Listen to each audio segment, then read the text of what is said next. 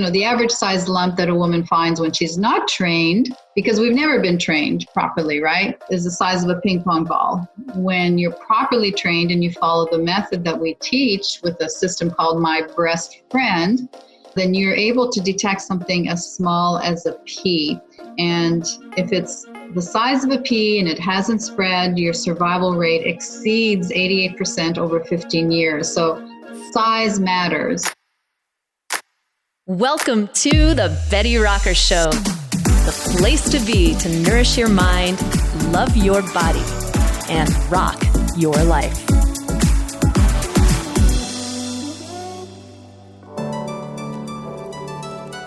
Welcome back, rock stars. Thank you so much for tuning in today for this very important conversation about breast health. I'm joined by Dr. Veronique Desaulniers, the founder of Breast Cancer Conqueror and the 7 Essential System, and co-creator of My Breast Friend, a signature process that has empowered thousands of women in over 43 countries around the world to perform more effective self-breast exams for early detection. As a 2-time breast cancer conqueror herself, Dr. V has a deeply empathetic perspective in understanding what women face on their healing journey and excellent guidance for breast cancer prevention and early detection.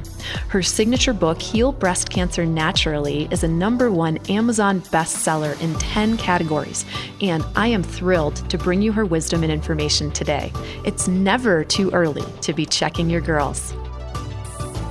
So, I just want to thank you so much for taking the time to be here to chat with me and my audience today, because you're talking about such an important topic, women's breast health. Thank you so much for being here. Thanks so much, Bree. This is so amazing. I appreciate you sharing, your time and your audience so that they can hear how important it is to check your girls. It sure is. And you're really a woman on a mission. I mean, when I met you, your reputation precedes you. I mean, I feel like you're making a lot of impact in our industry. I feel like you're such a leader in this charge to bring awareness to the prevention of breast cancer. And I am so grateful for the work that you're doing. And, when I met you, I just could tell you're just such a force of nature. It's so great to have strong women role models like yourself to look up to. So I'm just thrilled that you're here. What I'd like to ask you first is if you would just share your own personal journey. How did I get here? I'll give you the short version. Take your time. We're interested. I'll ask some questions along the way. Okay. Please dig in. We'll start at 2004. So I'd been in practice. I'm a bioenergetic chiropractor, and my father died of pancreatic cancer back in 1983, and that really lit the fire for me as far as trying to figure out what we could do to help people who are on a cancer healing journey. The doctors gave him no hope and sent him home to die, which he did. He bought into their story. So I want to see things differently in my practice. So I started, doing a lot of research. 1983, no internet, right? So library, encyclopedias. I called a few, cancer clinics, which were few and far between back then. But and recognized there was, basic things that people could do, not only to prevent cancer, but to reverse cancer. So I applied those principles in my practice, was seeing very successful, very busy practice, people from all over the world. I was getting ready for work one morning, got in the shower, and then bam, felt that lump in my left breast that changed the course of my life, professionally and personally. My mother had breast cancer, and so I was pretty diligent about doing exams, although standing in the shower is not the way to do a proper breast exam, which I found out later on. But nonetheless, found the lump, and my decision was to do everything outside of traditional medicine. I used evidence-based natural medicine to go through the healing journey. And then 2 years later, everything was great and clear. There's this interesting thing that you said about you're teaching people ways to prevent cancer in your practice, and you end up getting cancer. Was that just like a slap in the face from the universe, or what? Oh, yeah. That must have been, how did you feel? It was devastating. Here I was, Dr. V, the wellness warrior, and I was facing a healing journey with cancer. So really had to go down that rabbit hole of lots of soul searching. What am I missing? What allowed the cancer to develop in the first place? I had to really take close look. And I recognized as I was going through that journey that there were times when I was frustrated and overwhelmed and confused and scared, just like anybody else. So I had kind of had that light bulb moment.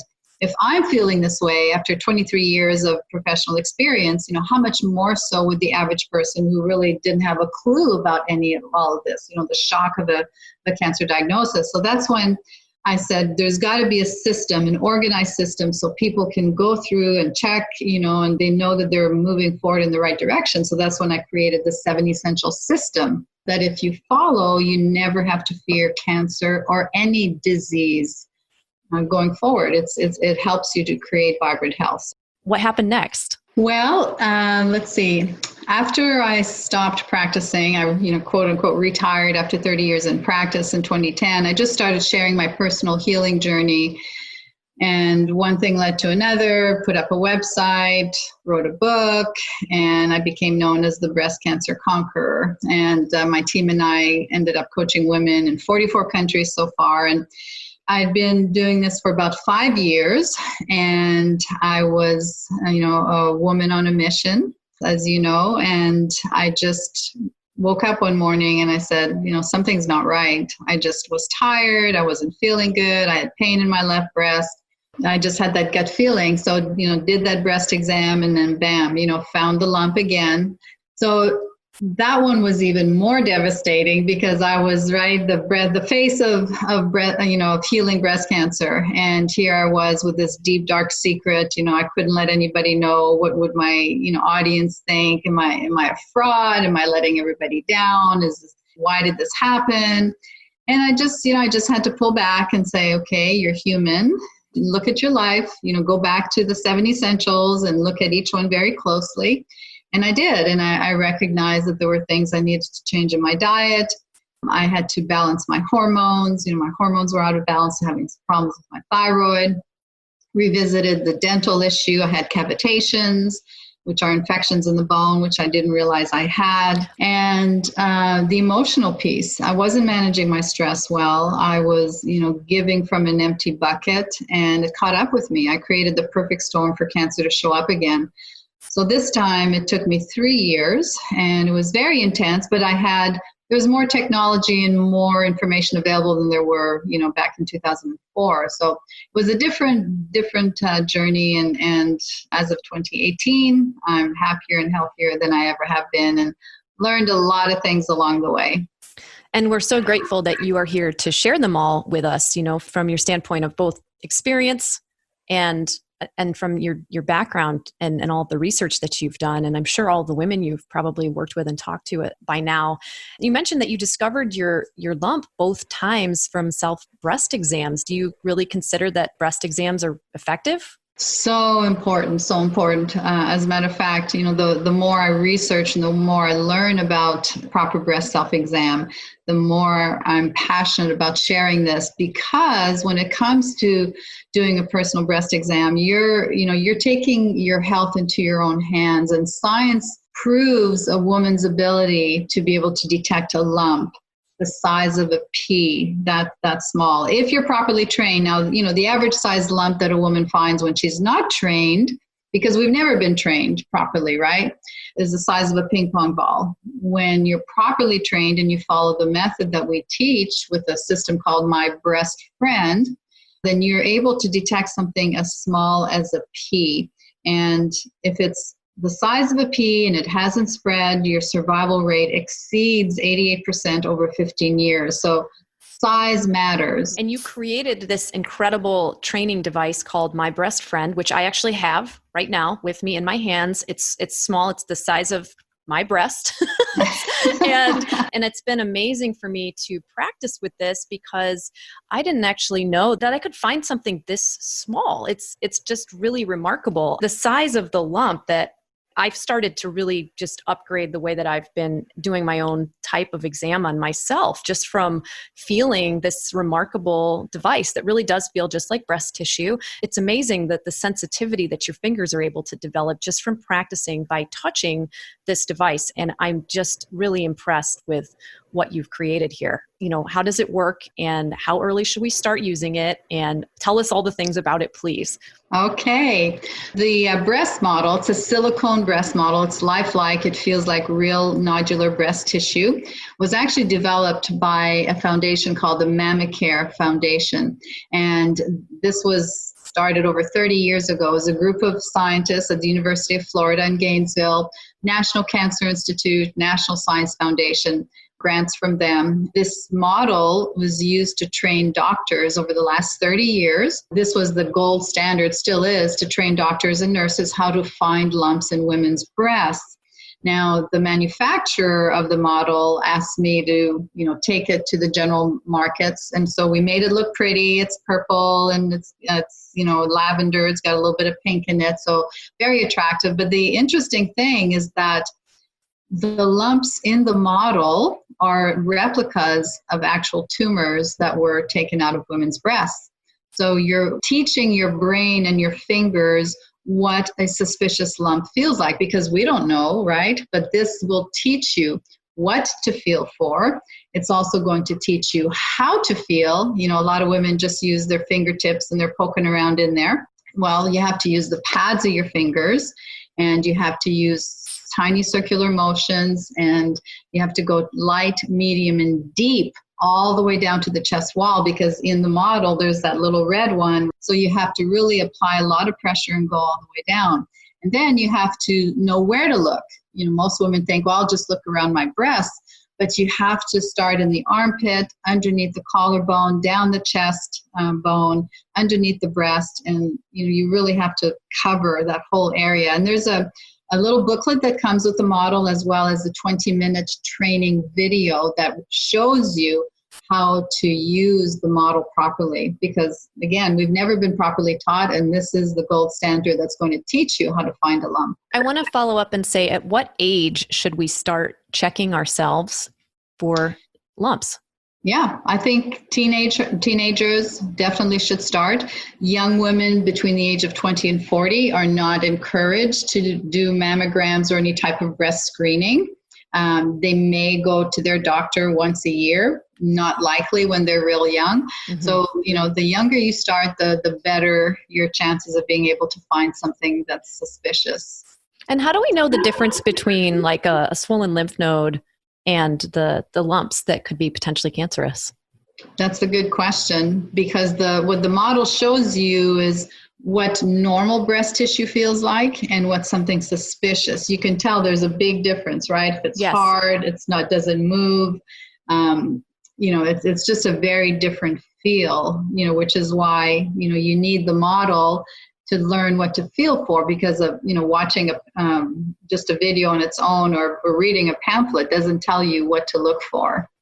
Right. And I think another thing that a lot of women, are concerned about is, we talk a lot about hormone health in my community. And I know that you had your own issues and struggles, like really a lot of us do. I think it's because naturally our hormones do fluctuate throughout the course of the month. They change throughout the course of our life cycle, and having good support and knowledge about what's happening in our body and being able to get good testing to find out what's happening, and then working with someone to help guide us on that journey is just so essential.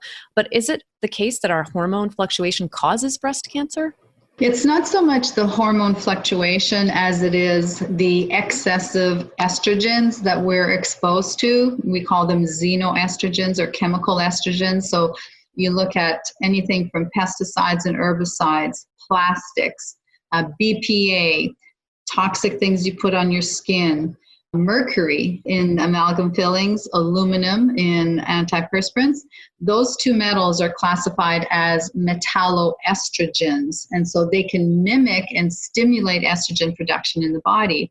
And then if you have a problem with what we call methylation or metabolism of specific hormones, you're not going to be able to break down the more aggressive estrogens, which will allow the aggressive estrogens to keep recirculating.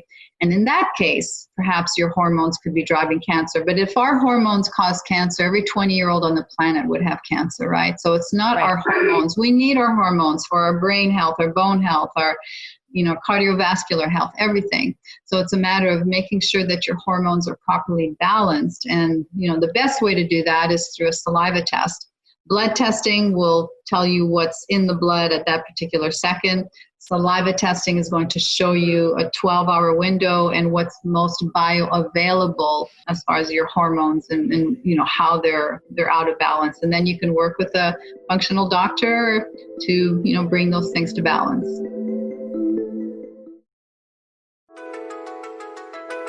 Now, I want to get to your 7 essential steps, but first I just want to check in on, are there other things that you recommend that we watch out for when it comes to avoiding things that create cancer in our body? What are some of your recommendations for us to avoid before we get into what we need to do? Okay. Well, absolutely. That's part of essential number 2 is to reduce your toxic exposure. So anything that adds a toxic load to your body, so that can be all kinds of chemicals. It could include, GMO foods, anything you put on your skin. EMFs is another big stressor. Electromagnetic frequencies or any type, or EMR, electromagnetic radiation, anything that's giving off, a frequency and radiation. So women, do not use your bra as a cell phone carrier, because we've seen time and time again that non-ionizing radiation from the cell phone is causing cancer in women's breasts after they keep it in their, near their skin for many years. Yeah, it's very scary. I think you should go right through your list of the 7 essentials. I mean, this is amazing information that you put together. It's called the 7 Essentials System, which is something that you came up with to, just really inspire women to be proactive with their health and to help them make these informed decisions. Could you take us through this? Because I think this is just really valuable, essential information.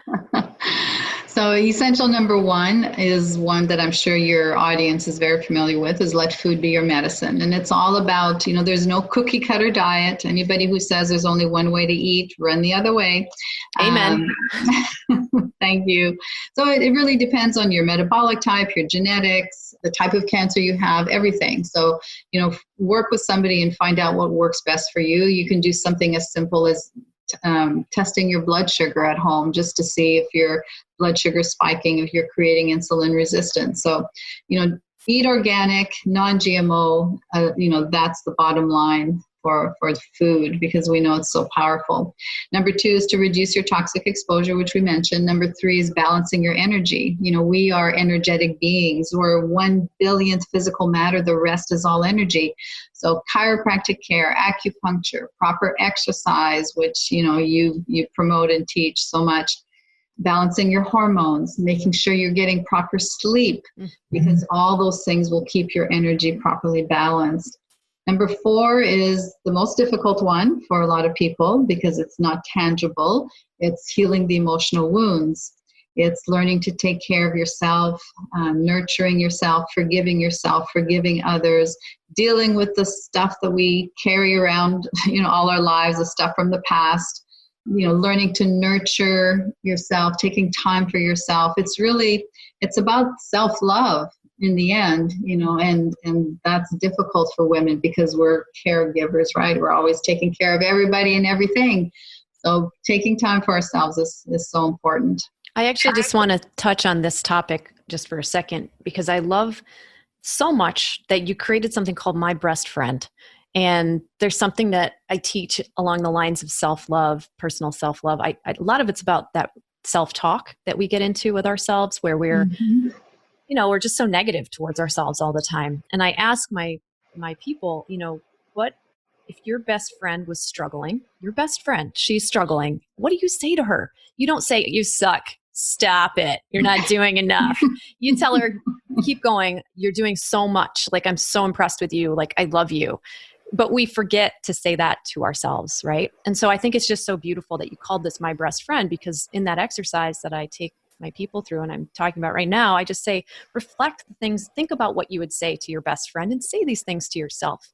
Just practice doing that just for a couple times. When you catch yourself beating yourself up, just try flipping the script. And this is like a device that allows us to be our own breast friend and just really, take responsibility for our health and love ourselves in this way. I mean, it's really a special thing that you've created, and just another piece of self-care and self-love, taking the time to examine our breasts to make sure that we are safe and clear, and to take action if we're not, because help is available, but catching it early is the thing, right? So we have to love ourselves enough and love each other enough to share this information with each other. So sorry to sidetrack. I just think that that's so beautiful that you have this on your list. I love it. No, thank you. Thank you. And it is so important because, we've given our bodies away to mammograms and thermograms and ultrasounds when we have the most, sensitive things on the planet are the pads of our fingers. And, to be able to do that self-care every month for women after, if they're still cycling, the best time is to do it after your period. And then for women that are, menopausal, postmenopausal, just mark it on your calendar, put an alert on your phone. And, the first of every month, that's when you do it. Do it while you're watching TV or, it just becomes habit to take care of yourself. Mm-hmm. Excellent. What is the next? Let's see. I think we're up to number 5. Yeah. Number 5 is embracing biological dentistry. And that's looking at what's in your mouth, because from a chemical point of view, if you have silver fillings, they're 50% mercury, and mercury is the most toxic element on the planet. And even though it's been in there 20, 25 years, it's still releasing methyl mercury vapors. So, look at it from a chemical point of view. Root canals, another chemical that it's a dead organ, basically. It's like having a dead appendix or a dead gallbladder in your mouth. It's releasing a lot of toxic, the bacteria that are at the tip of the root are releasing a lot of toxins, and so that can suppress your immune system. And then from an energetic point of view, our teeth are connected to our organs through the acupuncture meridian system. So if you have an amalgam or root canal that's sitting on the breast meridian, that can weaken that energy going to that organ and cause a problem. And I can't tell you how many I've seen. I've done bioenergetic testing for years, and there's 99% of the time there's a relationship between a tooth and a disease in the body. I'm so glad that you're a doctor of chiropractic as well, and that you've probably spent a lot of time. I mean, you obviously have been hands-on with the body, and there's just so much extensive training that I know you've gone through to learn all this stuff. I remember studying shiatsu and ashiatsu and just really getting into the meridian lines in the body and learning about how really effective they are and how these subtle energies can be influenced. So while this might sound a little far out to some people, there has just been a lot of emerging science and data about our mouth and our teeth recently, not only just with the energy points, but with your jaw not being lined up properly. And I'm sure, I used to do some I would do intraoral work as well. And I'm sure you've done some adjustments of the jaw and neck and small bones. And it's really profound how much that can shift someone's energy and can shift their ability to function and chew and speak even. So this is real stuff. It's great that I love, again, that you have these really important things on this list. It's pretty amazing. Thank you. Number 6 is to repair your body with therapeutic plants and herbs. And this is typically the number one question that we hear from women. What do I take to kill this cancer or get rid of weaken the cancer and boost my immune system? There's hundreds of things we can talk about, but, something very simple that, one takeaway for number 6 is to check your vitamin D3 levels. If your vitamin D3 levels are optimal, and I'd say, depending if you're preventing or healing, anywhere from 70 to 100, that's a good optimal range. If your vitamin D levels are in that range, your risk of developing breast cancer lessens by 83%. Wow. That's huge, just your vitamin D levels. And then, of course, you want to look at trace minerals like magnesium, zinc, selenium. Our food is so deficient in those things. And then you look at specific things that can boost the immune system, medicinal mushrooms. There's, so many of those things, vitamin C. And then if you want to target, cancer cells, again, there's a whole list of all kinds of herbs and supplements that, we've seen work over the years that have been very successful. And I'm, living proof of that. Last one is number 7, and that's adopting very early detection. So that kind of brings us back around to, my breast friend, but it's basically, we teach you everything outside of traditional medicine that you can use to your advantage to stay on top of your health, because traditional medicine is good for certain things and critical care. And if you're dying of a heart attack, they're great at that. You have a broken bone, they're great at that. But when it comes to prevention and being able to detect cancer in the body when it's just a few cells versus the big tumor that they see on an X-ray or scan, there's technology out there and there's blood tests out there that can tell you if you're actively developing cancer.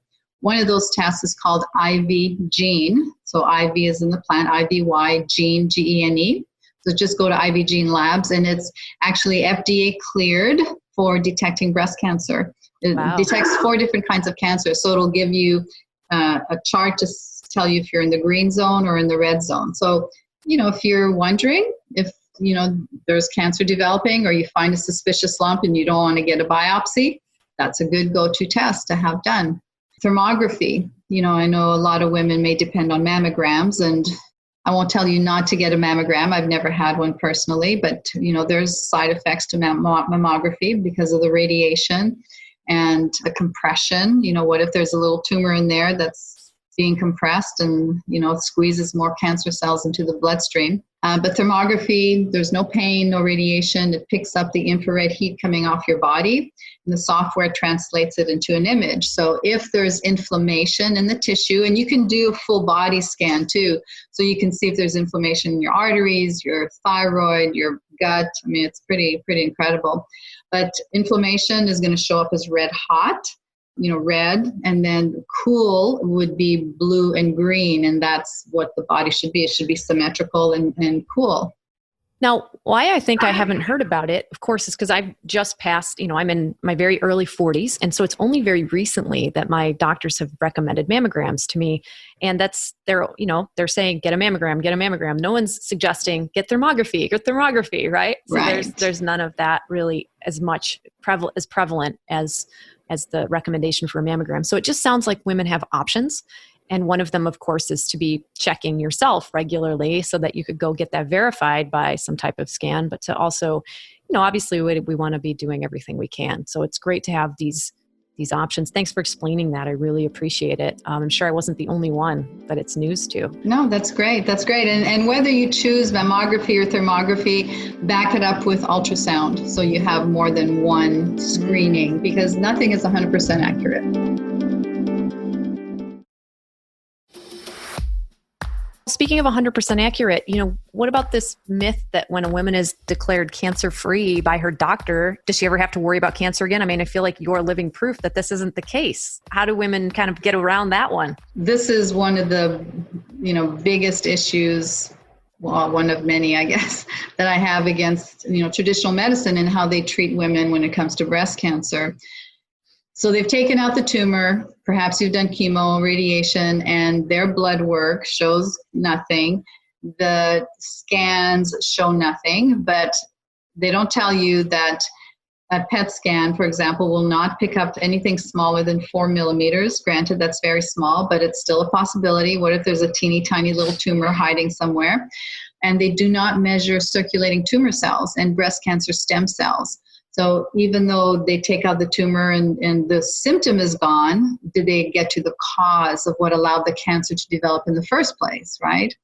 And so there's blood tests that you can actually determine if you still have circulating tumor cells or breast cancer stem cells, which is what causes the recurrence 2 years, 5 years, 10 years down the road. Now, evidence-based natural medicine has plenty of remedies that can help weaken and kill off those cancer cells. So things like broccoli sprouts. Sounds simple, but concentrated broccoli sprouts, in capsule form that, turns on over 200 genetic switches and can really attack those cancer cells. Curcumin, vitamin C, I can't think off the top of my head, but there's a whole list, concentration of blueberries. There's just so many things that can weaken those cancer cells to reduce the chance of recurrence and metastasis. And I would imagine that some of those things are great things to be potentially looking into as supplements for us women who are wanting to minimize. I mean, this is not just breast cancer, right? There's plenty of cancer Correct. out there that is problematic. And of course, it's exacerbated by many environmental factors, by stress, by us not living a healthy lifestyle, and or just, life getting away from us. And we can't always be working all 7 of those all the time. Of course, we work on them, but life happens. So, I love the idea that we could also support our bodies with some of these like awesome supplements. I mean, those are great suggestions that you made. I'm already like, I'm going to go get some broccoli sprouts right now.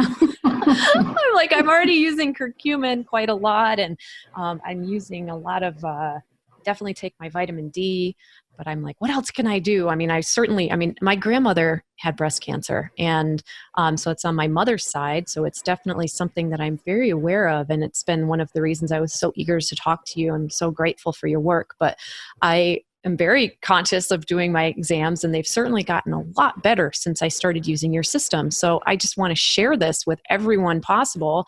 And, I'm just so grateful that you're, speaking about this. And I'd love it.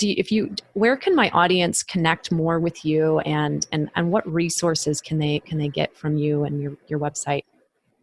Well, the website is breastcancerconqueror.com. That's where you'll be able to get information if you're on a healing journey, or somebody's struggling with breast cancer diagnosis. My book, Heal Breast Cancer Naturally, is on the website. It's also on Amazon. And then My Breast Friend is mybreastfriend.com, is just a separate website, and that's where you can order the model, learn more about it, and share it with your friends, because our mission is it's #CheckYourGirls. We've got t-shirts now, so that we want to really start that movement, so women, young and old, can take responsibility for their health and start checking their girls. Oh, I love it. And I love the idea of, what we talked about here with being your own best friend, and also supporting your best friends, your breast friends, and all of your buddies and your girls. I love the double meaning there. It's awesome. It's just so clever and creative. And I think, we just need to demystify this process and make it accessible and available. And we just need to be educated about our bodies, because that's when the greatest changes can happen. So again, and I love your social media. I know you have an Instagram account, right? Isn't it? Yeah. What's your Instagram account? Tell us. It's My Breast Friend. And then I think for Breast Cancer Conqueror, it's Breast Cancer Conqueror. Great. And same with Facebook. Yeah. Yeah. We can find you there. They can follow you there, and they can connect with you. And it looks like you also have a little free gift. There's a free book that we'll be sending people to that's called, why don't you tell us about that free gift? Because we'd love for the audience to get that. Actually, what I'll do is I'll send them the online course for free. Wow. How about That's that? Very generous of you. Yeah, wow. So if you go to our show notes, there's going to be a link for our audience for the free training. Tell us again, the free training. So the free training is Never Fear Breast Cancer Again. So whether it's an online course, whether you are on a healing journey, you want to prevent breast cancer, this is everything you want to know based on the 7 Essential System on how to do it. That is incredibly generous. And I know how many of you guys, I just want to recommend that you go and get this, because this information has really helped me so much, and I want it to help you, and I want it to help your friends. So share Dr. V's work with the people that you care about, because we want to all, we're all in this together, ladies. and tell your men about it too. Like their support is very meaningful, and they care about us and are a big part of our support system. So educate them as well. Dr. V, I just can't thank you enough for being here today and talking to us. And is there anything that I've left out? Is there any last word that you'd like to get in, or anything you want to say? Yeah, I just want to put a word out there. If you're struggling with a diagnosis, breast cancer diagnosis, really take the time to pull back and take the fear out of the equation. I know traditional medicine has painted a horrible picture of what happens to us when we have breast cancer, but it doesn't have to be that way. I'm living proof, and so many women that we've worked with around the world are living proof that cancer need not be something you fear if you understand what it is and what it's not, so that you can, understand that it's just a symptom, that your body's telling you your life is out of balance. It's a message of love that, to tell you to do more things that bring you joy and less things that bring you pain. What a beautiful, uplifting message of hope. Thank you so much, Dr. V, for being a guest today. And thank you so much, Rockstars, for listening. We'd love to have you take advantage of all of Dr. V's materials and gifts. We've linked to them all on our show notes page, which you can find, as always, over at thebettyrocker.com/podcast. Now, one of the things we touched on in this episode was the damaging impact of stress. And that's why I'm really excited for you to listen to next week's show with my dear friend, Dr. Marisa Snyder, functional medicine practitioner, women's hormone expert, and the author of 7 books, including the Essential Oils Hormone Solution. We're going to dive more deeply into stress, its impact on our hormones, and the dark side of women's medicine, which has come up multiple times in our conversations with female-centric practitioners in our Women's Hormone Health series. I think it's really important to have awareness of all of these topics so you're better equipped and empowered to advocate for yourself, get the care you need, and seek out answers from a variety of sources if you don't feel your needs are being met. That's really one of the big goals of this show, to arm you with information that will nourish your mind, give you more ways to love your body, and more tools to rock your life. Till next time, I'm Betty Rocker, and you are so awesome and amazing. Don't you forget it. I'll talk to you again real soon. This podcast is for information purposes only. Statements and views expressed on this podcast are not medical advice. This podcast, including Brie Argetsinger, Betty Rocker Inc., and the producers disclaim responsibility for any possible adverse effects from the use of information contained herein. Opinions of guests are their own, and this podcast does not endorse or accept responsibility for statements made by guests. This podcast does not make any representations or warranties about guest qualifications or credibility. Individuals on this podcast may have a direct or indirect financial interest in products or services referred to herein. Before starting a new exercise, fitness, or health protocol, or if you think you have a medical problem, always consult a licensed physician.